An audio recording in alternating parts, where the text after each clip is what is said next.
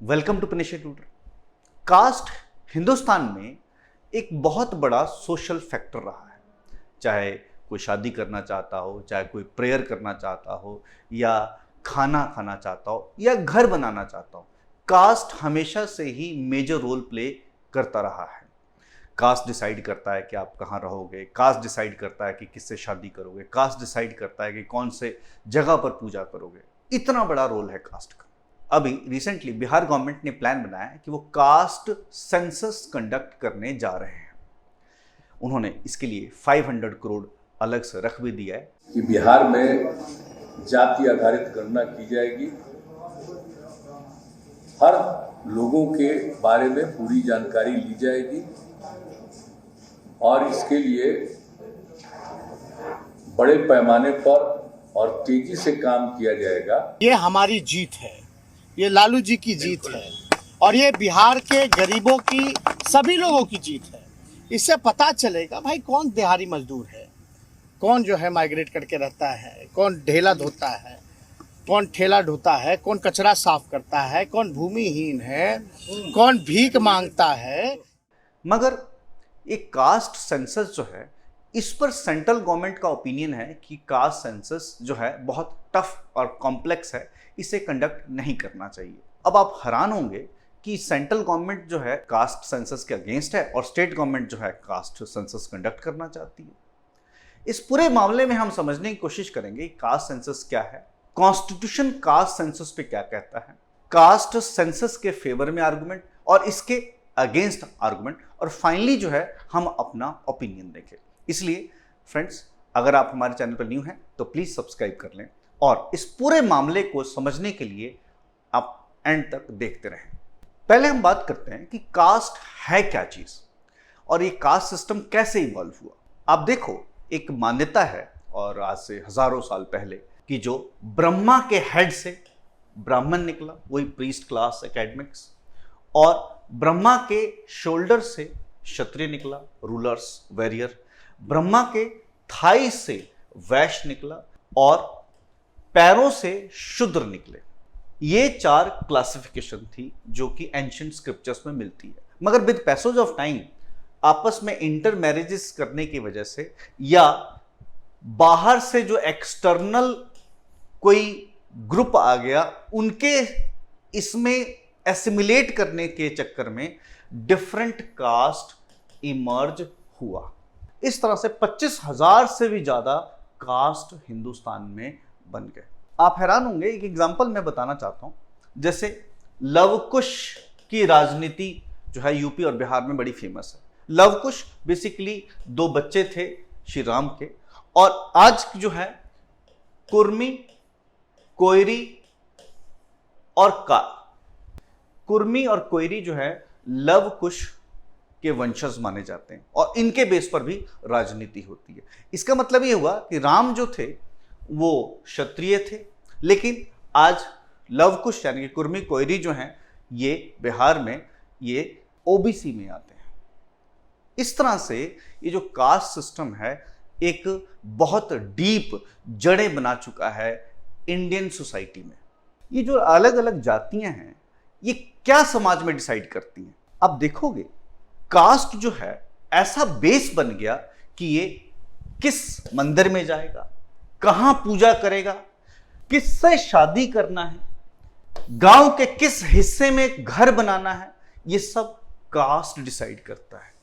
Even कौन सा काम कौन सी जाति करेगी, ये सब कास्ट डिसाइड करता है। और हमारे देश में जो पॉलिटिकल पार्टीज भी हैं वो इसी बेसिस पे बनी है। बीएसपी जो है वो दलित की पार्टी बन गई, समाजवादी पार्टी जो है यादवों की पार्टी बन गई, ब्राह्मणों की पार्टी भी है, मुसलमानों की पार्टी है। इस तरह से हमारे देश में रिलीजन बेस्ड और कास्ट बेस्ड पॉलिटिक्स होता है। यानी कि किससे शादी करनी है, क्या खाना है, क्या काम करना है, प्लस किसको वोट डालना है, ये सब हमारे देश में कास्ट बेस्ड बनता जा रहा है। और पॉलिटिकल पार्टीज जो हैं आज तक इसी खेल में उलझा कर लोगों को डिवाइड करके रूल करती जा रही हैं।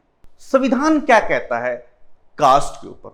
बेसिकली अगर आप पार्ट 3 में जाओ, संविधान के आर्टिकल 15 जो कहता है कि स्टेट किसी भी तरह का डिस्क्रिमिनेशन नहीं करेगा on the basis of religion, race, caste, sex and place of birth. यानी कि जो स्टेट है किसी भी तरह का डिस्क्रिमिनेशन नहीं करेगा इन बेसिस पर। हाँ, कुछ और बेसिस पर डिस्क्रिमिनेशन कर सकता है, जैसे कि फीमेल्स के लिए अलग रूल बनाया जा सकता है, बच्चों के लिए अलग रूल बनाया जा सकता है, जो ओप्रेस्ड क्लासेस हैं, ओबीसी है, एससी है, उनके लिए अलग रूल बनाया जा सकता है। जो आर्टिकल 16 है जो कि बात करता है पब्लिक एम्प्लॉयमेंट, इसमें भी कहते हैं कि race, religion, caste, sex, descent, place of birth, residence के आधार पर जॉब में डिस्क्रिमिनेशन नहीं किया जा सकता। हाँ, पर्टिकुलर ग्रुप जैसे ओबीसी, एससी, एसटी के लिए रिजर्वेशन किया जा सकता है।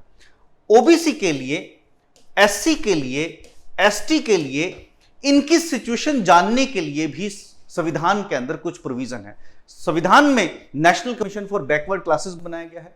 ये ओबीसी के डेवलपमेंट के लिए काम करेगा और इसी में प्रेसिडेंट को भी पावर दी गई है कि प्रेसिडेंट जो है एक कमीशन अपॉइंट करेगा। वो commission OBC, other backward classes की सिचुएशन, इकोनॉमिक, पॉलिटिकल और सोशल सिचुएशन के बारे में रिपोर्ट करेगा। उसी तरह से एसटी के लिए भी और एससी के लिए भी ये प्रोविजंस हैं। तो ये संविधान है। हालांकि संविधान ये नहीं डिफाइन करता कि किसे हम ओबीसी कहें, किससे हम एससी कहें, मगर विद पैसेज ऑफ टाइम जो लोग बैकवर्ड क्लासेस हैं और सुप्रीम कोर्ट के अलग अलग डेफिनेशन की वजह से, सुप्रीम कोर्ट के अलग अलग जजमेंट की वजह से ये क्लासिफिकेशन बन गई है।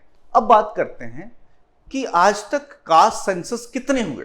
अगर आप देखो 1875 से 1931, यानी कि 1931 में हमारे पास कास्ट सेंसस का डाटा है और पूरे भारतवर्ष में कास्ट सेंसस का डाटा हमारे पास है। हालांकि ये उस समय की बात है जब अंग्रेज हम पर राज करते थे और अंग्रेजों ने ये जो कास्ट सेंसस है अपने फायदे के लिए किया। क्यों? क्योंकि वो डिवाइड एंड रूल पॉलिसी अपनाना चाहते थे। वो पर्टिकुलर कास्ट को दूसरे कास्ट से लड़ाना चाहते थे। इस तरह से वो कास्ट पॉलिटिक्स खेल रहे थे। हालांकि 1931 के बाद 1941 में भी कास्ट सेंसस एनुमरेट किया गया, लेकिन इसका डाटा जो है वो पब्लिश नहीं किया गया।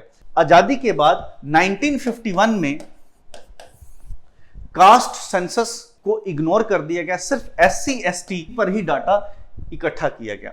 2010 में बहुत प्रेशर आने के बाद यूपीए सरकार ने socio economic caste census conduct किया 2011 में। सारा डाटा इन्होंने रिलीज कर दिया, लेकिन कास्ट का डाटा रिलीज नहीं किया। कारण यह था कि जनरली 25 से 30 हजार कास्ट माना जाता है, मगर जो कास्ट नजर आया वो 4 लाख से ज्यादा कास्ट इसमें नजर आए, क्योंकि अलग अलग एरिया में अलग अलग भाषा बोलने की वजह से, अलग अलग स्पेलिंग, फोनेटिक स्टाइल अलग अलग होने की वजह से एक ही कास्ट अलग अलग जगह पर अलग अलग तरह से लिखी गई।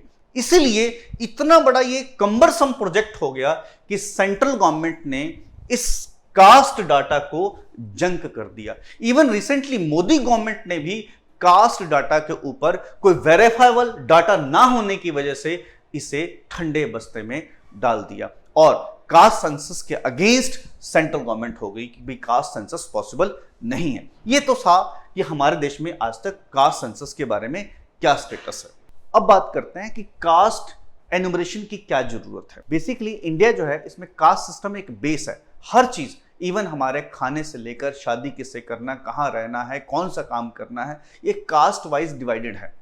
अब आप देखो तो जब कास्ट वाइज डिवाइडेड है तो उनका जो सोशो इकोनॉमिक डेवलपमेंट है वो भी according to the status of caste हो गया है। यानी कि जैसे जो लोग लोअर कास्ट के थे वो गरीब हो गए, जो अपर कास्ट के थे वो अमीर हो गए। क्यों? क्योंकि अपर कास्ट जो है अच्छे से जॉब करने लगे, जो लोअर कास्ट है वो लोअर काम करने लगे।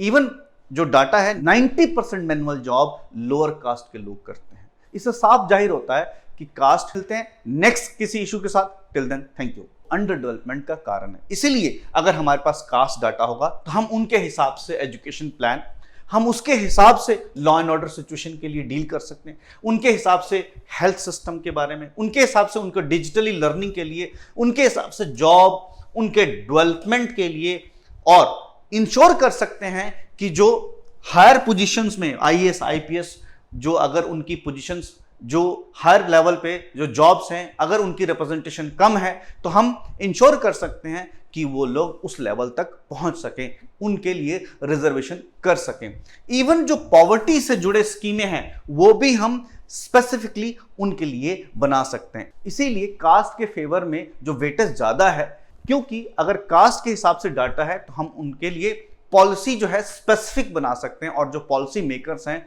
उनको बहुत बड़ी राहत मिल जाएगी, ताकि सोशो इकोनॉमिक एडवांसमेंट में उनके लिए अकॉर्डिंग टू देयर सिचुएशन काम किया जा सके।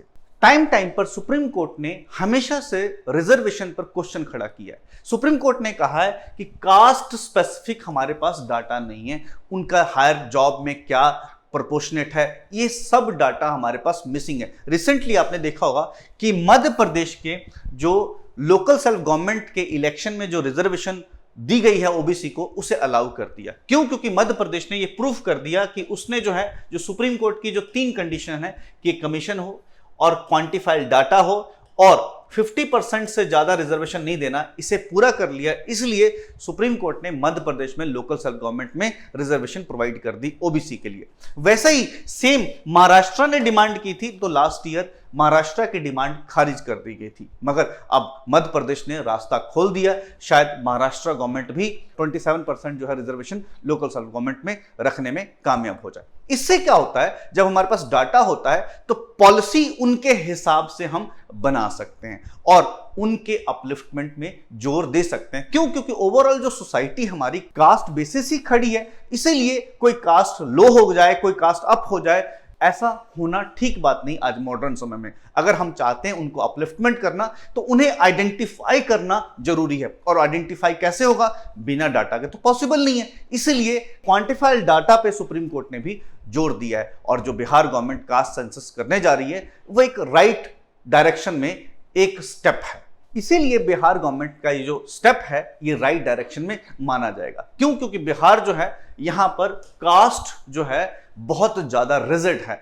हार्ड लाइनर्स हैं कास्ट सिस्टम के। इसीलिए क्योंकि कास्ट के हिसाब से सोसाइटी डिवाइडेड है और क्वांटिफाइबल डाटा नहीं है, तो गवर्नमेंट जो है स्पेसिफिक पॉलिसी नहीं बना पा रही। मगर जैसे मैंने बताया कि सेंट्रल गवर्नमेंट ने कास्ट सेंसस को जंक कर दिया। क्यों? क्योंकि क्वांटिफाइड डाटा कैलकुलेट ही नहीं हो सकता, बहुत कम्बरसम है, क्योंकि कोई बेस नहीं है जिसके बेसिस पर हम न्यू काउंटिंग कर सकें। इसलिए कास्ट सेंसस के डाटा को जंक किया गया है, 2011 के डाटा को जंक किया है सेंट्रल गवर्नमेंट ने। फिर भी इस सबसे अगेंस्ट बिहार सरकार ने, नीतीश कुमार ने जाकर कास्ट सेंसस की बात की है, क्योंकि बिहार में जो कास्ट बेस्ड पॉलिटिक्स खेली जाती है और ऑल पार्टी मीटिंग में यह डिसीजन लिया गया कि बिहार में कास्ट सेंसस किया जाएगा। हालांकि सेंसस वर्ड को अवॉइड किया गया है, यहां पर कास्ट एन्यूमरेशन, कास्ट काउंट ऐसे शब्दों का ये गवर्नमेंट प्रयोग कर रही है। तो अगर कास्ट जो सिस्टम है, अगर हम इसको और एनुमरेट करते हैं तो ये जो पॉलिटिकल पार्टियां हैं इसे और यूज करके समाज को बांटेंगी। और एक साइंटिफिक रीजन ये भी है कि एक कास्ट में, क्योंकि 90% एंडोगैमस शादियां होती है, यानी कि सेम कास्ट में शादियां करते हैं, यानी कि एक ही लड़ी में शादी होती है। एग्जाम्पल के तौर पे समझो, सपोज करो ये बेल है, तो कास्ट इस बेल की तरह है और अब ये आपस में शादियां कर रहे हैं, यानी कि जब ये आपस में शादियां करते हैं तो डीएनए तो इनके सेम हुए ना। जब जेनेटिक इंफॉर्मेशन सेम हुए तो जब 2 डीएनए शादी कर रहा है तो उसमें इंप्रूवमेंट के चांसेस नहीं है, बल्कि जेनेटिक बीमारियों के चांसेस बढ़ जाते हैं। इसीलिए बिहार में आप देखो तो हाइट छोटी होती जा रही है। क्यों? क्योंकि वो सेम लड़ी के साथ शादी कर रहे हैं। आप अगर कुदरती रूप भी देखो तो कुदरत भी, एक पंपकिन का जो पौधा की हम बात कर लें, ये भी एंडोगैमस नहीं है। आप ध्यान से देखोगे तो इसमें मेल और फीमेल के दोनों फूल लगते हैं, मगर जब मेल जवान होता है तो फीमेल नहीं होती और फीमेल जब होता है तो मेल नहीं होती, यानी कि वो सेल्फ जो है एक दूसरे को पॉलिनेट नहीं करते। जब कुदरत अवॉइड करती है तो हमें क्यों नहीं अवॉइड करना चाहिए? इसीलिए ये आर्गुमेंट जो है टोटली अगेंस्ट है कास्ट के। अगर हम चाहते हैं कास्टलेस सोसाइटी बन जाए तो ये कैसे पॉसिबल है? क्या एक तरफ हम खत्म करना चाहते हैं और दूसरा हम कास्ट के हिसाब से एनुमरेशन करना चाहते हैं? जब समाज जो है बहुत एडवांस लेवल पे आ गया है, बहुत आगे बढ़ गया है, तो अगेन हमें उस मिडल सोच में डालने का क्या मतलब है? और जो पॉलिटिकल पार्टी है, क्योंकि कास्ट बेसिस पे बनी है, इसलिए कास्ट बेस्ड पॉलिटिक्स खेलना चाहती है। अब एक सिंपल सी बात समझने की कोशिश करो। सपोज करो कोई यादव है, अगर वो पिछड़ा है, तो आप उसको क्या यादव के लिए पर्टिकुलर स्कूल खोल दोगे? बल्कि आपको शिक्षा देना है तो सबको दो, सबको बराबर प्रोवाइड करो, सबको प्रमोट करो कि वो जाके उस क्लास में बैठे, एजुकेशन प्रोवाइड करो, बेस्ट फैसिलिटी दो, बेस्ट टीचर प्रोवाइड करो, इंफ्रास्ट्रक्चर प्रोवाइड करो, और तब सबको डेवलप एक साथ करने की कोशिश करो। हेल्थ सिस्टम सबको बराबर प्रोवाइड करो, ताकि लोग बराबरी में आए, ना कि अगेन कास्ट के हिसाब से बट जाए। इसलिए हमारा मानना है जो कास्ट बेस्ड सेंसस है ये अननेसेसरी है, इसकी कोई जरूरत नहीं। हाँ, इकोनॉमिक स्टेटस जरूर जानने की जाए। क्यों? क्योंकि बेसिकली जो SC ST कम्युनिटीज हैं उन्हीं के साथ जो है अनटचेबिलिटी का जो टैग जुड़ा है, बाकी किसी कम्युनिटी के साथ नहीं जुड़ा। इसलिए अगर हम कास्ट बेस इनका अनुमरेशन करते हैं तो शायद उनके साथ भी यही तमगा लगने लग जाए। तो जो समाज में एसिमिलेशन प्रोसेस, एक साथ रहने का जो प्रोसेस है, वो जो बहुत सालों से चलता आ रहा है, अगेन उस ताना बाना में दरार पड़ जाएगा। इसीलिए मेरी सरकार को और बिहार के जो यंगस्टर्स हैं उनको भी रिक्वेस्ट करना चाहता हूं कि कास्ट बेस्ड पॉलिटिक्स में कुछ नहीं रखा। यूनाइटेड जो पॉलिटिकल पार्टी है, अगर आपके डेवलपमेंट, आपके जॉब, आपके एडवांसमेंट पे काम करती है, उसे वोट डालो, ना कि कास्ट बेस्ड पॉलिटिक्स। ये यूपी के इलेक्शन में ये साबित हो गया कि लोग अब कास्ट बेस के चक्कर में नहीं फंसना चाहते। हालांकि बिहार के CM नीतीश कुमार को भी आगाह करना चाहता हूं कि जिस तरह से वो बिहार के पॉलिटिक्स को कास्ट बेस में डालना चाहते हैं,